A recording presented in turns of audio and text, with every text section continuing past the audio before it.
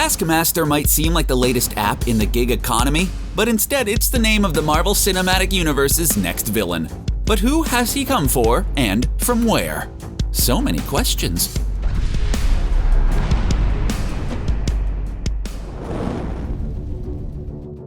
When 80s and 90s action movies wanted to let you know how capable an action hero was, they'd say something like, "This is the guy who trains the guy," but in like a super menacing tone, like, This is the guy who trains the guy." In Marvel Comics, along with the heroes who mostly punch and kick people, there is a guy who trains the guy, and that guy is Taskmaster.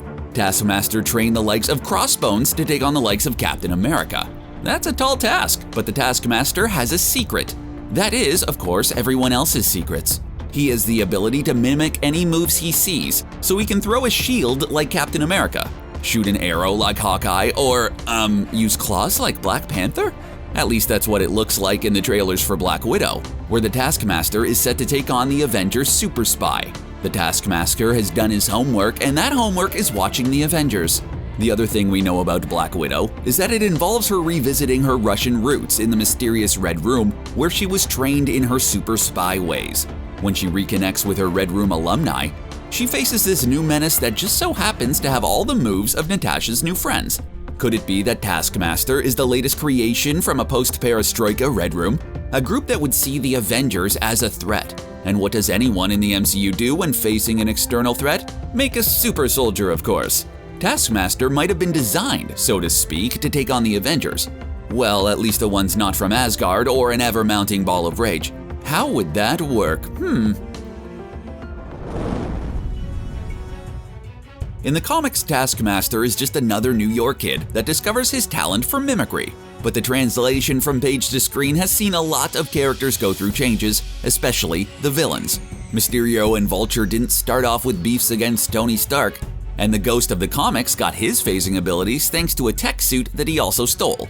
So look to see the story of Taskmaster to be changed to be more personal to Natasha Romanoff. We do know that there is at least one super soldier in response to Steve Rogers in the new Black Widow movie, and that's Red Guardian, who's being played by David Harbour of Stranger Things fame. In the comics, not only is Red Guardian the Russian answer to Steve Rogers, he's also the ex-husband of one Natasha Romanoff. While May-December romances aren't unheard of, it certainly doesn't seem like that's the direction that the Black Widow movie is going. Harbour seems to be in a more paternal role. Will we be seeing Natasha come to terms with the team that trained her to be an assassin, where Red Guardian was an instructor? Or was Red Guardian and the rest of the group sitting around the dinner table all victims of the Red Room, discarded by the new strategy of a super soldier that can intimidate the moves of anyone he sees? There's another mystery that might hint at where the storylines diverge and where they might share some inspiration. It all revolves around who exactly it is playing Taskmaster. Before it was delayed, we were already at the final trailer, and there was no announcement regarding the casting of the main villain of the latest Avengers solo movie, which is crazy, unless who's playing the role is part of the plot. There's another mystery regarding casting in the movie, and that's who O.T. Fagbenley is playing. While things may have been tight-lipped, it seems that he's playing one Rick Mason, better known as the Agent. In a universe of tons of super agents from the Black Widow herself to Mockingbird and Hawkeye, calling one the Agent is kind of a bold move. It's the kind of bold move one finds on the internet, which is how one would get in contact with the Agent. What makes the Agent? Well, he has a special set of skills. He uses those special set of skills to deal with superpowered people in a non-lethal way. He's like a consultant for your superpower problem. To acquire that kind of skill set, one must do a lot of studying of superheroes and supervillains. The available superheroes to study in the MCU are the likes of Captain America, Hawkeye, and the Black Panther. Just the kind of people we see the Taskmaster imitating in the Black Widow trailer. We also know that part of the plot will revolve around a secret past relationship for Natasha that might be beyond the reunion that she has with her sister and the Red Guardian. If Rick Mason is the Taskmaster, and O.T. Fagbenley might have given away that bit in a tweet where he hashtagged the letters T and M. And Rick Mason is the new leader of what the Red Room has become, then he is uniquely positioned to be an answer to the Avengers. The ex of the one who loads up a pistol to take on an army of aliens. That's an epic amount of confidence. So how would such a thing come to be? Well, we know that the Red Room graduates are trained to fit in wherever they're assigned and integrate into their environments. We saw that most in Agent Carter's series, where Peggy's new friend turned out to be a Red Room graduate bent on stealing Howard Stark's secrets. Unfortunately for the Red Room group, they were nowhere near as good at it as Hydra. Turns out Hydra barely had to even ask. They just invited Zola in and gave him access to everything. Rick Mason could have followed a similar trajectory, integrating into the S.H.I.E.L.D. environment. One of the many people who trained Rick has been Nick Fury after all. But the MCU's most paranoid man on the planet might have been wise to that kind of infiltration, especially if his former squeeze is Fury's secret weapon. So he goes into hiding and operates in the shadows from the internet as the Agent. When Natasha makes a new set of friends with an even better set of particular skills, the Red Room has a crisis. It's one thing to train assassins who can blend into any environment, but how do you deal with a super soldier who is supposed to be dead, a Wakandan king who takes up national defense personally, and everyone else who ends up in the Avengers Rolodex? This means that it's time for an upgrade in the terms of Red Room operatives. They already have someone who has been intensely studying the Avengers. It just might be time to take another swing at that whole super soldier thing. It's what people in the MCU do, folks. That's when they call in the Agent and give him the ability to imitate any move that he sees.